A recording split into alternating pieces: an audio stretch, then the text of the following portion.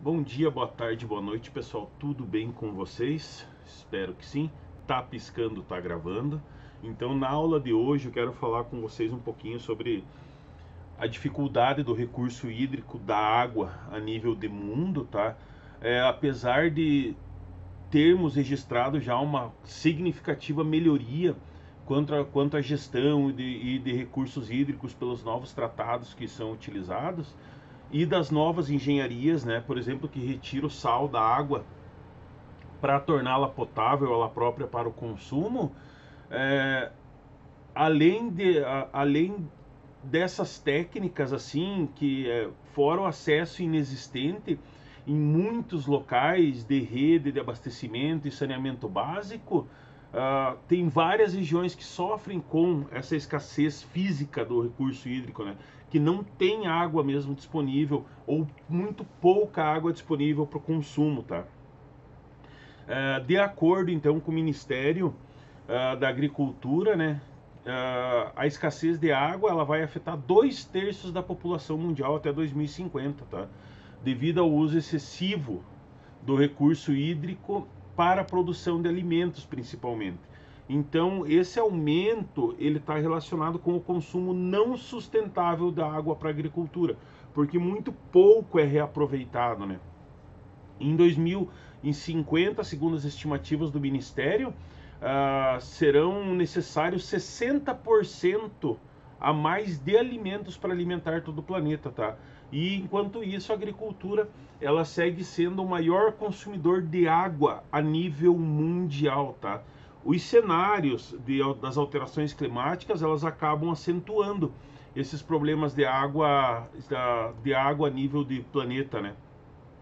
Como nós dependemos das alterações climáticas pro componente hidrológico para que ocorra o ciclo da água, nós temos essas diferenças de temperatura, de precipitação, de evaporação da água, né?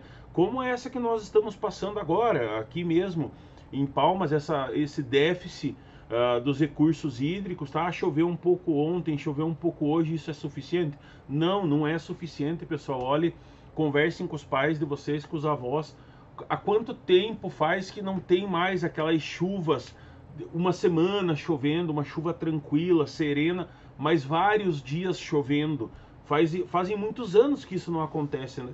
Principalmente na nossa região.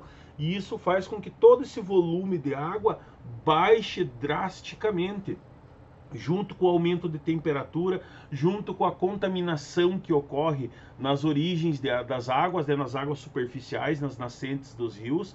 Então você coloca uma problemática muito grande dentro dessa projeção da falta de água, da falta desse recurso hídrico, e logo todos nós vamos sofrer mais essas consequências aí. Isso é fato, apesar assim o Brasil ele tem uma situação confortável, né, quanto à quantidade de água potável existente. Eu comentei com vocês em uma das aulas passadas, mas esse problema que ocorre nos aumentos de temperatura, a falta de chuvas, tá, nas cabeceiras dos rios, nas nascentes, nos reservatórios de água, isso gera um impacto para todos, tá? Então, é totalmente eficaz você colocar ações que consigam minimizar esse impacto aí, tá? Se pensa sempre se vai ser possível solucionar todos os impactos dos recursos hídricos a nível mundial, tá? Mas nós pensamos nesse nível mundial, no nível nacional, no local, no individual. Então, as ações, elas podem ser feitas, tá? Nós temos que deixar de lado aquela coisa, mas o fulano não faz, por que eu vou fazer? Faça a tua parte, tá? Você tá fazendo a tua parte. Se fulano não faz, o problema é dele. E com certeza você fazendo a tua parte vai ter uma pessoa que vai ver e vai começar a fazer, outra pessoa vai ver e vai começar a fazer, e acaba isso virando uma bola de neve, né? Vai passando de um para o outro. E essa necessidade é inerente, porque a estimativa que tem dos ministérios que cuidam dos recursos hídricos, eles apontam para uma grande possibilidade, por exemplo, de estourar uma terceira guerra mundial pela escassez de água, tá? No decorrer dos anos para frente aí, então todo mundo vai ser impactado de uma forma ou outra, tá? É claro que é onde você tem o déficit de saneamento, de chegada de água, de tubulações que ligam, é muito maior, mas todo mundo vai ser afetado mais cedo ou mais tarde, porque isso tem uma perspectiva global.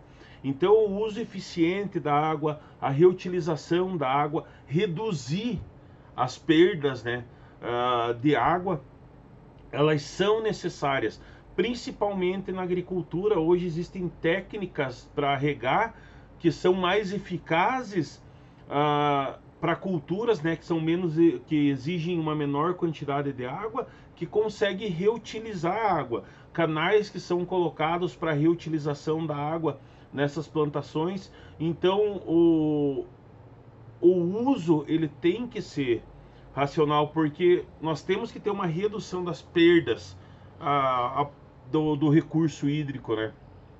Para ele se tornar eficiente, para que nós conseguimos reutilizar essa água de uma forma eficiente. Então, por exemplo, assim, técnicas de cultura agora, né, que estão sendo testadas em Portugal, que estão sendo instaladas em Portugal, elas estão sendo muito eficazes quanto à reutilização da água, desde efluentes tratados, o regar o jardim da casa. Então, essa aplicação dessas técnicas de colocar os canais, as canaletas, dutos que recolhem água, elas estão sendo eficazes, porque essas práticas elas promovem um uso racional da água, e isso logo vai se tornar obrigatório na maioria dos países, esse controle mais rígido em cima, porque nós temos essa necessidade de que você tenha um embate global, o aumento da sustentabilidade dos sistemas de abastecimento e saneamento básico, tá? Então a gente sabe que tem uma grande diferença nas tarifas que são pagas pelos serviços de água e saneamento, né? Ela varia muito, mas as taxas elas são relativamente altas, e a melhora desses indicadores de água e de taxas, ela visa essas estratégias para garantir que os sistemas existentes, né, sejam sustentáveis. Isso dentro da vertente ambiental, reduzindo essa perda existente de água, a perda social, né, através da cobrança de tarifas que são socialmente adequadas, e econômico-financeiras, porque ela tem que garantir a cobertura dos custos de manutenção desse tratamento, de manutenção da captação da água e do tratamento dela, tá? Por exemplo, como reduzir, né? Isso, você tem formas que hoje são colocadas por ONGs, por empresas privadas, que está sendo largamente promovida no planeta, de as empresas, das ONGs, as pessoas adotarem trechos do rio, ou uma bacia de drenagem, ou uma nascente de rio, tá? Fazer o cuidado, tomar o cuidado para preservar aquela água, para manter aquela água saudável, manter aquela água pura. Então, projetos nesse sentido estão ganhando um campo muito grande, devido a essa própria preocupação com a reutilização do recurso hídrico e os cuidados com a água, tá?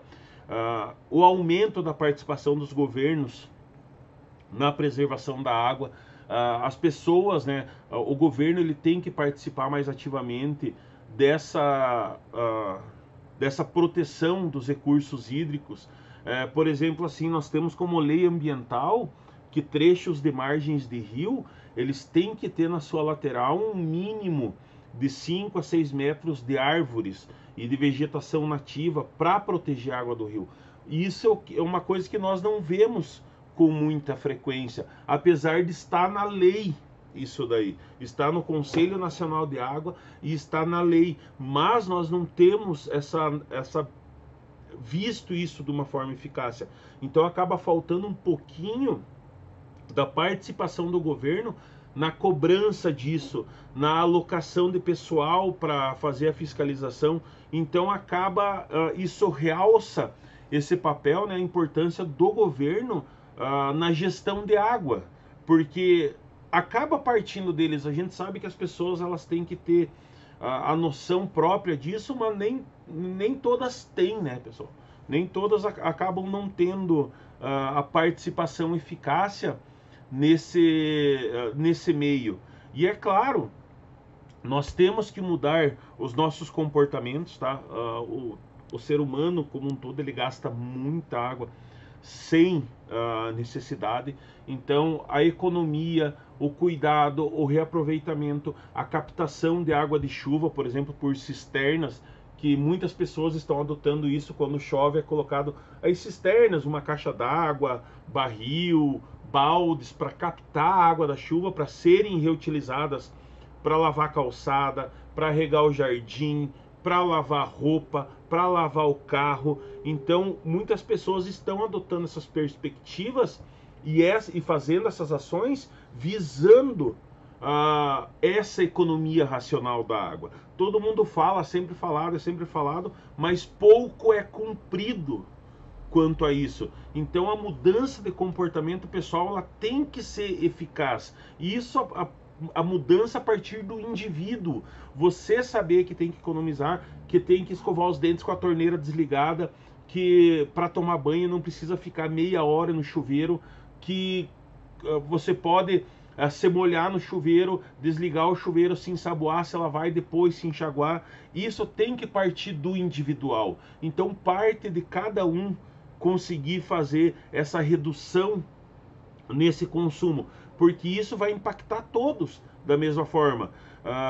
E mais cedo ou mais tarde, isso vai ser um caso muito fortemente discutido no meio, porque essa necessidade hídrica, ela é uma necessidade de todos. Todo mundo precisa de água para sobreviver. E essa água tem que ser bem distribuída em quantidades iguais, né, igualitárias para todos, tá? E quem pode fazer a sua parte individual, você preparar para isso, fazer esse reaproveito de água. Eu já vi várias pessoas nas suas casas instalar essas cisternas para captar água da chuva e podem reutilizá-la depois para várias coisas, tá? Não se utiliza para o consumo a água da chuva, porque ela pode ter algum componente que está dissolvido na atmosfera, uma grande carga de gás carbônico ou algum outro componente que pode fazer mal para os seres humanos, né? Então ela tem que ser tratada primeiro. Mas para as outras coisas ela pode ser largamente utilizada e ela tem que ser largamente aproveitada. Então assim, pessoal, dentro dessa realidade fica um pouco essa reflexão para todo mundo, né? De pensar esses pontos a favores. Claro que se fosse se nós estivéssemos nas nossas aulas normais em sala, eu ia promover um debate quanto a isso, uma mesa redonda quanto a isso daí, mas essa perda tem que ser minimizada e ela precisa ser eficaz para todo mundo. Todo mundo está cansado de escutar que tem que economizar água, que tem que fazer economia, que tem que pensar nos recursos hídricos, mas isso tem que ser a nível global. Isso tem que atingir todo mundo e só vai atingir, e o pessoal só vai entrar em concordância com isso a partir do momento que o governo acabe se inteirando mais nesse assunto, tá, pessoal? Não preciso falar também todas as medidas para a economia de água, aqui todo mundo já sabe, mas acaba sendo uma reflexão muito importante que num futuro não muito distante o problema hídrico só vai aumentar se continuar esse desperdício, o uso irracional da água, tá? Tanto por indústrias, pela agricultura, domiciliar, pelo indivíduo, nas mais diferentes tipos de atividades, certo, pessoal? Segue o material em anexo ali, fiquem bem, um grande beijo e até a próxima aula.